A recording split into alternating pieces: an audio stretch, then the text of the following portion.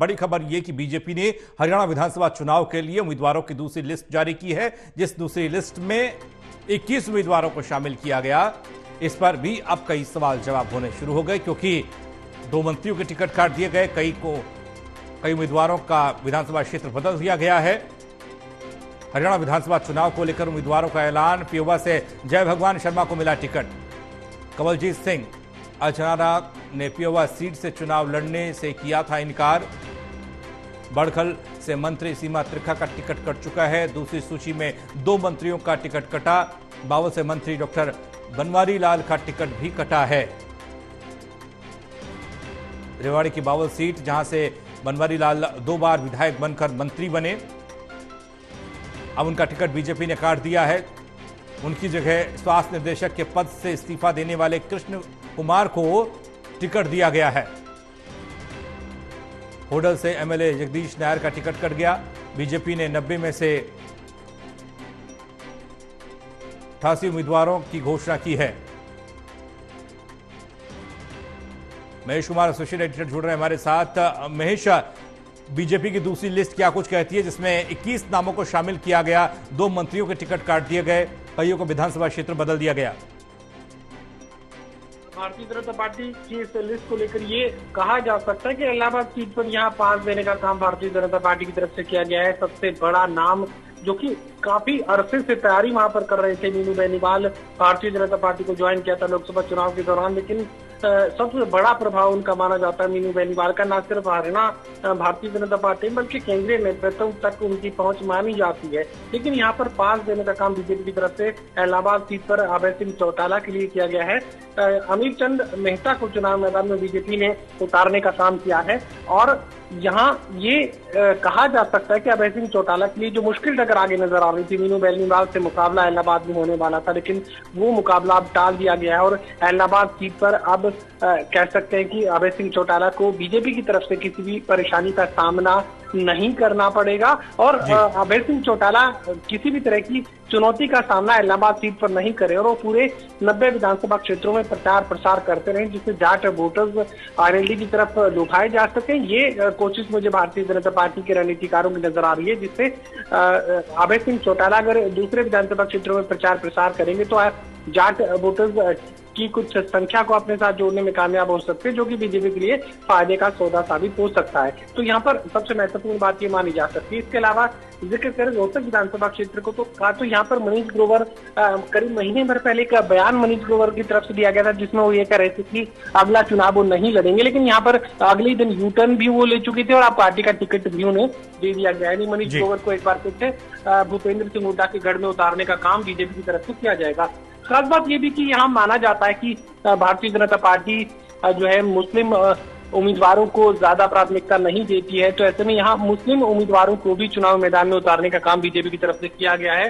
जिक्र पुनाना सीट का करें तो यहाँ पर एजाज खान को उम्मीदवार बीजेपी ने बनाया। इसके अलावा फिरोजपुर झिरका, ये दोनों इलाके मुस्लिम बहुल इलाके हैं और मुस्लिम वोटर्स निर्णायक यहाँ पर है।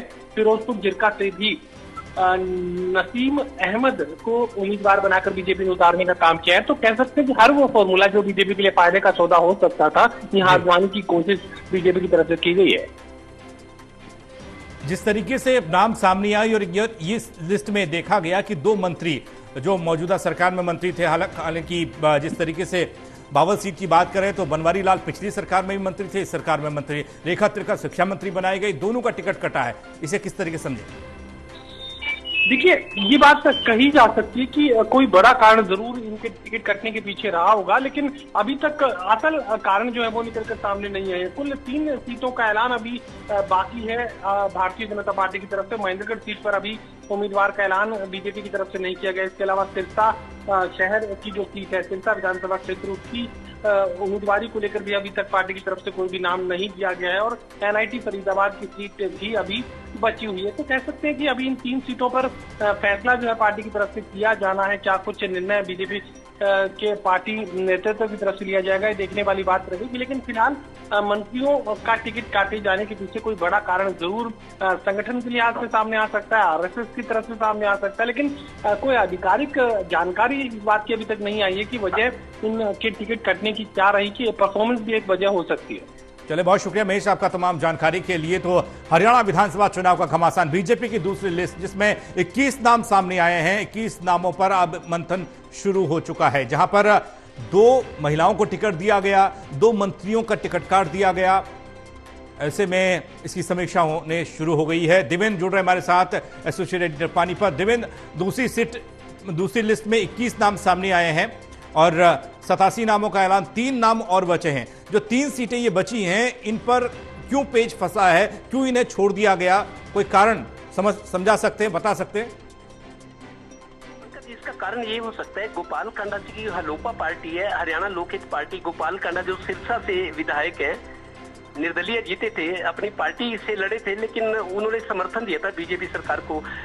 एक तो सिरसा की सीट गोपाल कांडा के लिए, एक को अपने भतीजे के लिए एक रानिया की सीट या कोई और दिलवाना चाह रहे थे अपनी पार्टी से। गठबंधन की चर्चा चल रही है दोनों के बीच में, लेकिन औपचारिक ऐलान नहीं हुआ। 2 सीटें या 3 सीटें शायद जो रखी गई हैं, क्योंकि गोपाल कांडा का उधर अपना प्रभाव है उस क्षेत्र में जहाँ से वो विधायक हैं, और उसके अलावा रानिया या आसपास अपने भतीजे को टिकट दिलाना चाह रहे थे। तो हलोपा गठबंधन बीजेपी से करती है तो जाहिर है 2 या 3 सीटें वो जरूर मांगेगी और बीजेपी को देने भी पड़ेंगी अगर उनका समर्थन लेना है उस इलाके में जहां चौटाला का पूरा प्रभाव है।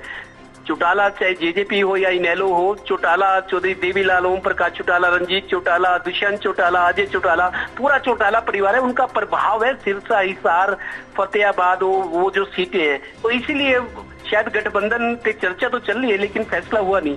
कुल मिलाकर जो 21 उम्मीदवारों की सूची आई है, इसमें मेरे को लगता है बहुत टाइम भी लिया गया, सोच समझ कर फैसला, क्योंकि 67 उम्मीदवार जो पहले मैदान में उतारे गए हैं उनमें जिस तरीके से बगावत हुई, आज भी 67 में से 20 जगह आज भी विरोधी जो हैं जिनको टिकट नहीं मिली बागी हैं, आज भी सक्रिय है। कोई निर्दलीय पर्चा भरने की बात कर रहा है, कोई किसी को ये खबर है वो कह रहा है कि पार्टी रिव्यू करेगी फैसले को। इस तरह की भी खबरें आ रही है कि बीजेपी कुछ टिकटों पर अभी भी, क्योंकि अभी 3 दिन का टाइम है, मंगल बुध वीरवार 3 दिन तक का नामांकन बचा है, कुछ सीटों पर पुनर्विचार भी बीजेपी कर सकती है। इस तरह के भी संकेत हैं और वो लोग जो टिकट से वंचित रह गए वो अपने समर्थकों में, अपने लोगों को ये कह रहे हैं कि शायद टिकट पर रिव्यू किया जाए, कोई टिकट बदली जाए। हालांकि अभी ऐसा हुआ नहीं, लेकिन संकेत कि कुछ हो सकता है। कुल मिलाकर जो 21 की सूची आई है, इसमें कोई विवाद खड़ा होने वाली संभावना मेरे को लगता है बहुत कम है। 2 या 3 सीटें हो सकती है। इन 21 में देखें तो कुछ के नाम आप देखिए, लाडवा से पूर्व विधायक है डॉक्टर पवन सैनी, प्रदेश के महामंत्री रहे हैं, बड़े नेता हैं, एक बार विधायक बने थे, दूसरी बार हार गए, तो उनको पहले लाडवा से थे, लाडवा में चूंकि नायब सिंह सैनी को उतारा गया, मुख्यमंत्री हैं, तो उनको पवन सैनी जो लाडवा में थे पहले उनको नारायणगढ़ दिया गया, जहां से नायब सिंह सैनी की जो पैतृक विधानसभा है जहां रहने वाले हैं वो, तो उनको दोनों की सीटें बदली गई, दोनों सैनी है, डॉक्टर पवन सैनी और नायब सिंह सैनी। एक ये बदलाव हुआ है। दूसरा, 2 मंत्रियों की टिकट कटी है। सीमा त्रिखा के बारे में पहले से मीडिया में सुर्खियां थी कि कुछ मंत्रियों के टिकट कटेंगे, उनमें एक सीमा त्रिखा थी, उनका टिकट कट चुका है। बनवारी लाल का टिकट क्यों कटा, इस पे थोड़ा सा असमंजस की स्थिति जरूर है कि उनका कोई विवादों से कोई नाता नहीं रहा, कोई भ्रष्टाचार या इस तरह। मेरे को जो एक बात समझ आती है पंकज, राव इंद्रजीत जिस तरीके से मुखर होते रहे हैं बीजेपी के खिलाफ, बयानबाजी करते रहे, तो वो राव इंद्रजीत के आदमी थे। ये बनवारी लाल को टिकट जो दी थी राव इंद्रजीत ने दिलवाई थी और दोनों बार जीते, दोनों बार मंत्री बने। अब तो उनका तीसरा चुनाव होता, लेकिन टिकट कट गई। शायद राव इंद्रजीत जिस तरीके से आक्रामक तेवर दिखाते हैं कई बार बीजेपी के खिलाफ, या वो दिखाना चाहते हैं कि मैं जो चाहता हूँ हीर मालवे में वो होगा, शायद उनको एक झटका देने के लिए, जो मेरे को लगता है एक झटका उनको देने के लिए ये एक संकेत दिया गया हो कि आप अपने में रहें। हो सकता है ये बात हो कोई और, लेकिन मेरे को ये समझ में आता है कि राव इंद्रजीत मुखर होके बीजेपी को पहले ये दबाव बना रहे थे कि मैं तीसरी बार हूँ, आपने मेरे को कैबिनेट मंत्री की जगह राज्य मंत्री बनाया, मैंने आपको इतनी सीटें दिलवाई है, हीरवाल में बीजेपी की मदद की, इस तरह की नाराजगी चल रही थी। तो हो सकता है जिस तरह वो मुखर हो रहे थे तो उनको एक संदेश देने के लिए या संकेत देने के लिए बनवारी लाल का टिकट काटा गया हो। जी चलिए, बहुत शुक्रिया आपका दिवेंद्र तमाम जानकारी के लिए। तो 21 नामों की दूसरी लिस्ट बीजेपी की जारी हुई है। अभी जो 3 नाम आने बाकी हैं उनको लेकर भी नजरें बनी हुई हैं कि ये 3 नाम कौन होंगे और गठबंधन के खाते में क्या सीटें जाएंगी।